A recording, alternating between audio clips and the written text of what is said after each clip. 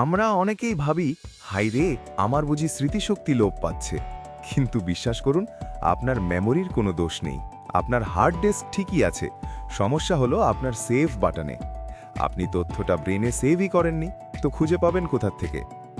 আজকের ভিডিওতে আমি আপনাদের শেখাবো কিভাবে ব্রেনের অটো পাইলট মোড বন্ধ করে সুপার ফোকাস মোড অন করতে হয়। ভিডিওর যে মেথডগুলো নিয়ে কথা বলবো তা কোনো জিমে দৌড়াদৌড়ি করার টেকনিক নয়, বরং এটি সম্পূর্ণ নিউরোসায়েন্স বা স্নায়ুবিজ্ঞান। চলুন মস্তিষ্কের ওয়্যারিং বদলে ফেলি। সাইকোলজিতে একটা টার্ম আছে, দ্য ডোরওয়ে এফেক্ট। বিজ্ঞানীরা দেখেছেন, আমরা যখন এক ঘর থেকে আরেক ঘরে যাই, আমাদের ব্রেন সেটাকে একটা নতুন চ্যাপ্টার মনে করে এবং আগের ঘরের মেমোরি বা পুরনো চ্যাপ্টার ডিলিট করে দেয় র্যাম খালি করার জন্য। কেন?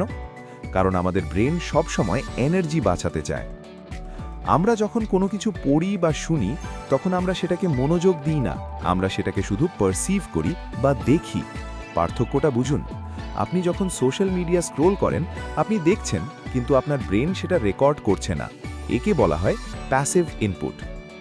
সমস্যা হলো, আমরা পড়ার টেবিলে বসেও এই প্যাসিভ মোডে থাকি।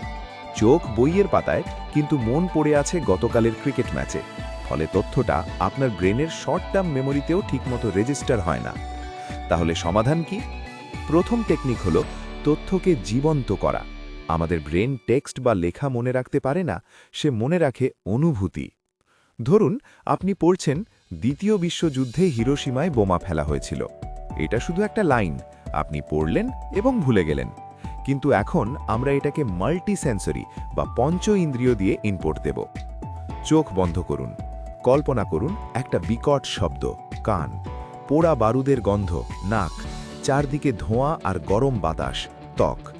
যখনই আপনি পড়ার সময় এই দৃশ্যটা কল্পনা করবেন, আপনার ব্রেনের শুধু একটা অংশ নয়, বরং ভিজুয়াল কর্টেক্স, অডিটরি কর্টেক্স এবং সেন্সরি কর্টেক্স সবগুলো একসাথে জ্বলে উঠবে।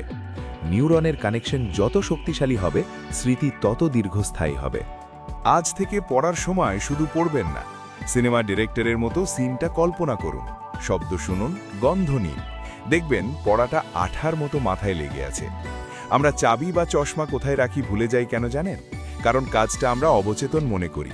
আমরা ওটা রাখি, কিন্তু ব্রেনকে নোটিফিকেশন পাঠাই না। এখন থেকে একটা ছোট্ট কাজ করবেন, একে বলা হয় অ্যাঙ্কারিং। যখনই চাবিটা টেবিলের ওপর রাখবেন বা কোনো গুরুত্বপূর্ণ তথ্য পড়বেন, ঠিক 5 সেকেন্ডের জন্য থামুন এবং মনে মনে বা ফিসফিস করে বলুন, আমি চাবিটা নীল বইয়ের পাশে রাখলাম। এই যে আপনি 5 সেকেন্ড থামলেন এবং বাক্যটা উচ্চারণ করলেন, এতে আপনি ব্রেনকে একটা সিগন্যাল পাঠালেন যে এই মুহূর্তটা গুরুত্বপূর্ণ, এটা সেভ করো। এই ছোট্ট 5 সেকেন্ডের বিরতি আপনার ইনপুট কোয়ালিটিকে 100 গুণ বাড়িয়ে দেবে। পড়াশোনার ক্ষেত্রেও তাই।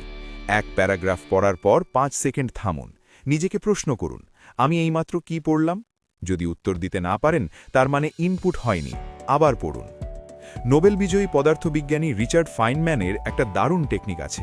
তিনি বলতেন, কোনো কিছু মনে রাখার সেরা উপায় হলো সেটা অন্য কাউকে শেখানো।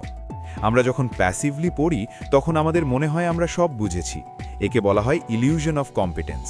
কিন্তু যখনই সেটা কাউকে বোঝাতে যাই, তখনই আটকে যাই। পড়ার টেবিলে আপনার সামনে একটা কাল্পনিক ছাত্র বসিয়ে নিন। হতে পারে সেটা আপনার বালিশ বা টেবিল ল্যাম্প। আপনি যা পড়লেন সেটা ওই কাল্পনিক ছাত্রকে একদম সহজ ভাষায় বুঝিয়ে বলুন।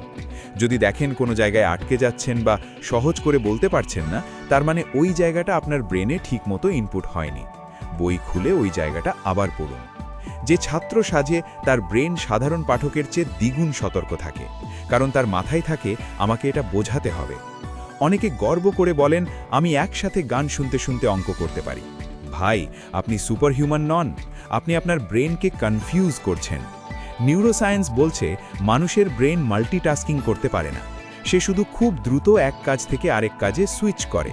একে বলা হয় টাস্ক সুইচিং। আর প্রতিবার সুইচ করার সময় আপনার মনোযোগের ব্যাটারি একটু একটু করে ডিসচার্জ হয়। একে বলা হয় অ্যাটেনশন রেসিডিউ। অনেকে মেসেজ চেক করে আবার বইয়ে ফিরলেন, আপনার মনের একটা অংশই মেসেজেই পড়ে থাকে। ফলে নতুন পড়ায় ফোকাস করতে ব্রেনের 15-20 মিনিট সময় লাগে। তাই ইনপুট ঠিক রাখতে হলে মনোটাস্কিং করুন। পড়ার সময় ফোন অন্য ঘরে, ল্যাপটপের অপ্রয়োজনীয় ট্যাব বন্ধ।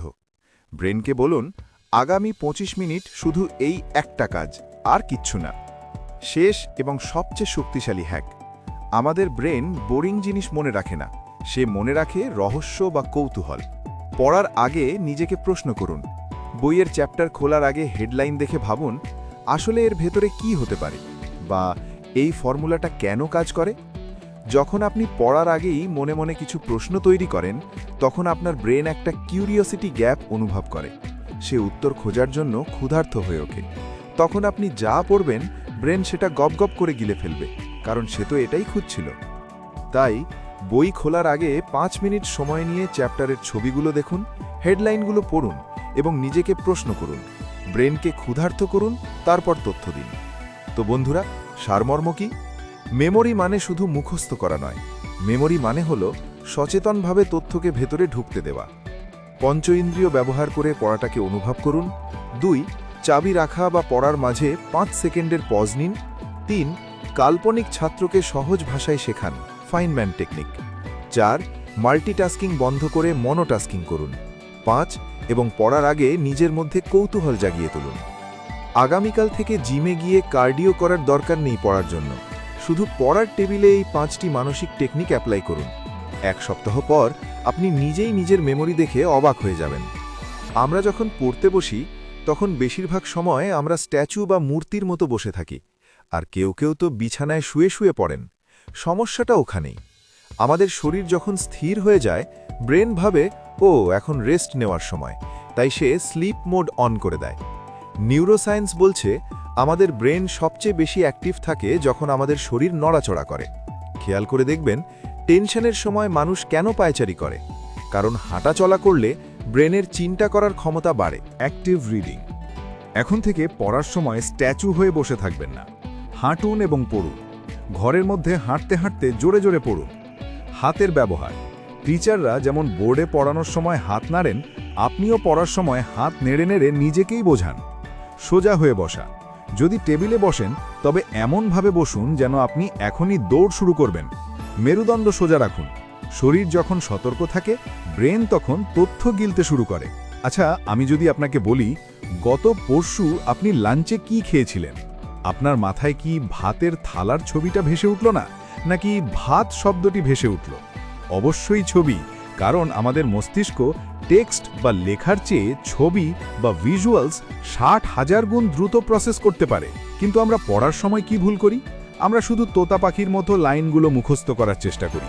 মুঘল সাম্রাজ্য 1526 সালে শুরু, 1526 সালে শুরু, এভাবে পড়লে ভুলে যাওয়াই স্বাভাবিক। Technique 2, mental movie. এখন থেকে পড়ার সময় নিজেকে স্টুডেন্ট ভাববেন না, ভাবুন আপনি একজন ফিল্ম ডিরেক্টর। যা পড়ছেন সেটা দিয়ে মাথায় একটা সিনেমা তৈরি করুন। ধরুন আপনি ইতিহাসে পলাশির যুদ্ধ সম্পর্কে পড়ছেন, শুধু সাল তারিখ মুখস্থ করবেন না, চোখ বন্ধ করে কল্পনা করুন সিরাজউদ্দৌলা ঘোড়ায় চড়ে আসছেন, কামানের শব্দ হচ্ছে, ধুলো উঠছে। যখন আপনি পড়াটাকে এমন এইচডি কোয়ালিটির সিনেমায় রূপান্তর করবেন, তখন সেটা আর পড়া থাকবে না, সেটা একটা স্মৃতি হয়ে যাবে। আর মানুষ পড়া ভোলে, কিন্তু সিনেমা ভোলে না। আপনাদের একটা হোমওয়ার্ক দিচ্ছি, একে বলা হয় দ্য হোয়াইট ক্যানভাস এক্সারসাইজ। প্রতিদিন রাতে ঘুমানোর আগে 5 মিনিট চোখ বন্ধ করুন। কল্পনা করুন আপনার সামনে একটা সাদা ক্যানভাস বা পর্দা আছে। এবার তুলি দিয়ে সেই পর্দায় একটা ছবি আঁকুন। খুব ডিটেইলে ভাবুন। ধরুন একটা গ্রামের দৃশ্য আঁকছেন। গাছটা কতটা সবুজ, আকাশটা কি নীল নাকি মেঘলা, ঘরের জানালাটা কি কাঠের। যত নিখুঁতভাবে আপনি মনের চোখে এই ছবিটা দেখতে পাবেন, আপনার ভিজুয়াল মেমোরি তত শক্তিশালী হবে। এটা নিয়মিত করলে বইয়ের পাতাগুলো আপনার কাছে ছবির মতো মনে হবে। একটা জং ধরা তালা বা কোনো পুরনো যন্ত্র হাতে নিয়ে দেখাচ্ছেন। লোহা ব্যবহার না করলে যেমন জং ধরে যায়, আমাদের মস্তিষ্ক ঠিক তেমনই। আমরা সারাদিন ইনস্টাগ্রাম রিলস দেখি আর ক্যান্ডি ক্রাশ খেলি। এতে ব্রেনের সময় কাটে ঠিকই, কিন্তু ব্যায়াম হয় না, উল্টে ব্রেন অলস হয়ে পড়ে। আজ আমি আপনাদের ব্রেনকে জিমে নিয়ে যাব। হ্যাঁ, ঠিক শুনেছেন।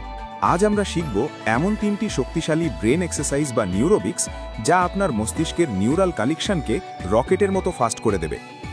ব্যায়াম 1, মাল্টি কালার চ্যালেঞ্জ। চলুন একটা গেম খেলি। এটাকে বলা হয় স্ট্রুপ টেস্ট। স্ক্রিনে একটা শব্দ আসবে, আপনাকে শব্দটি পড়তে হবে না, বরং শব্দটি কোন রঙে লেখা আছে সেটা বলতে হবে। যেমন যদি লেখা থাকে লাল কিন্তু রংটা হয় সবুজ, আপনাকে বলতে হবে সবুজ। রেডি? 3, 2, 1। স্ক্রিনে বিভিন্ন রঙের শব্দ দ্রুত আসছে। কি গুলিয়ে যাচ্ছে তো? শব্দ পড়ছেন নাকি রং বলছেন? এই যে আপনার ব্রেনের লজিক পার্ট এবং ক্রিয়েটিভ পার্টের মধ্যে যুদ্ধ হচ্ছে, এটাই আপনার ব্রেনকে শার্প করছে। প্রতিদিন 1 মিনিট এই গেমটি খেললে আপনার কনসেন্ট্রেশন লেভেল দ্বিগুণ বেড়ে যাবে। ব্যায়াম 2, হাতের জাদুকরী সমন্বয়।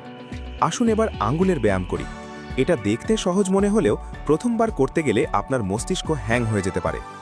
এবার আপনার ডান হাতে ভিক্টরি বা পি সাইন দেখান, আর বাম হাতে ওকে সাইন দেখান। এবার ঠিক উল্টোটা করুন। ডান হাত হবে ওকে আর বাম হাত হবে ভিক্টরি। এবার এটা দ্রুত করতে থাকুন। বদলান, বদলান, বদলান। পারছেন না তো? এলোমেলো হয়ে যাচ্ছে। চিন্তা করবেন না। আপনি যখন এই ব্যায়ামটি করার চেষ্টা করছেন, তখন আপনার মস্তিষ্কের বাম এবং ডান হেমিস্ফিয়ারের মধ্যে নতুন নতুন কানেকশন তৈরি হচ্ছে। এটা আপনার ফোকাস এবং মাল্টিটাস্কিং ক্ষমতা বাড়াতে দারুণ কাজ করে। ব্যায়াম 3, উল্টো হাতের কামাল।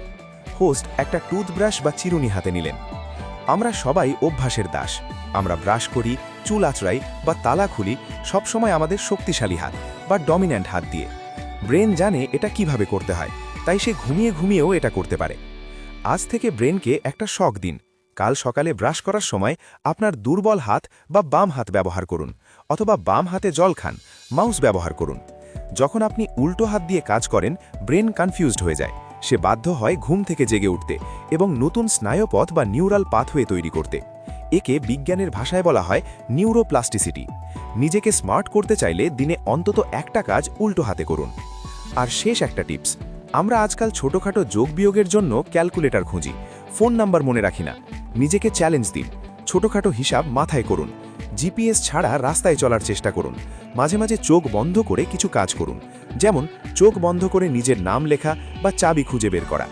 দৃষ্টিশক্তি বন্ধ থাকলে ব্রেন অন্য ইন্দ্রিয়গুলোকে সজাগ করে তোলে।